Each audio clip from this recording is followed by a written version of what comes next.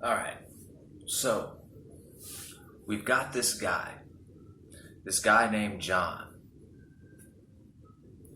John wakes up in the morning. He has an average day. He sits at the kitchen table. He watches as his two daughters perform their preschool ballet in the kitchen, maneuvering around each other at high speeds, getting ready for school. And he thinks to himself how grateful he is that they're receiving a proper education and that they're taken care of. His wife left for work about 30 minutes earlier, and he's grateful for her. He goes to work.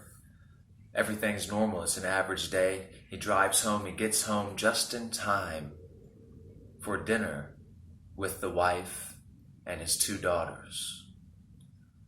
And over the dinner table discussion, they start to reminisce over old family memories. They're laughing and having a good time. Everything's going great.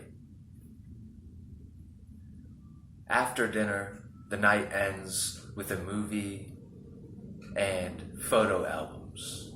The family begins to look through all of the old photo albums, and the children are listening to the stories that predate their memory about themselves. Children are fascinated by themselves as babies. And it's an emotional experience. John's wife begins to get teary-eyed while looking at some of the baby pictures. John himself gets quite emotional, actually, too. Later on in the night, everyone falls asleep except for John. Everyone except for John. John heads into the kitchen to get a cup of water, and when he comes back to the living room, what a peaceful and beautiful sight he sees. His family, his two daughters and his wife all sleeping peacefully in the living room. And he thinks to himself how grateful he is before he gently and quietly walks over to his wife, nudges her awake, leads her through the dark room, up the quiet carpeted stairs to the bedroom where they lay down in bed together, and he's thinking how grateful he is for this beautiful woman. And he wants to tell her, but he knows that she's tired and needs to get to sleep. So he tells her with a kiss, a deep kiss, and she kisses him back in equal expression. And they fall asleep. Next thing you know, John is being woken up by an extremely bright light, and he feels something tugging at the top of his head. He hears and somehow feels this strange popping sensation. And then this bright light begins to dim and things begin to come into focus in front of him, but he's very groggy upon waking up, and there's a woman all of a sudden next to him, but not his wife. And she's saying, "How was it? How was it, John? Tell me. How was it?" He looks around confused. How was what? She says, "The simulation, John. How was the simulation? How long were you gone?" And instinctively he replies, 47 years. She looks at her watch and says, "Wow, that's amazing. It's only been 4 hours here." And he suddenly begins to remember things, brief flashes of familiar faces.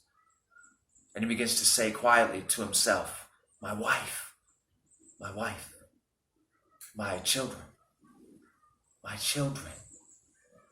And the woman says, "What were their names, John? Tell me, what were their names?" And he tries to remember, but he just can't do it. He cannot remember the names of his own wife and his own children.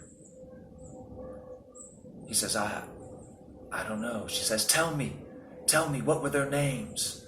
When did you first meet your wife? Tell me, when did you first meet your wife? And he tries to remember, but he can't remember. And then all of a sudden he realizes that there's nothing to remember.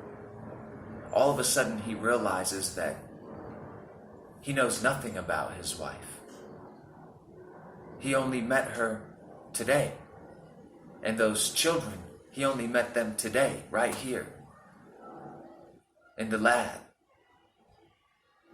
during this brief session of simulation therapy. The woman calls out to someone, please take him to the decompression room for some relaxation, where he is seized by two burly men and taken away. Until next time, I hope you continue to free your mind.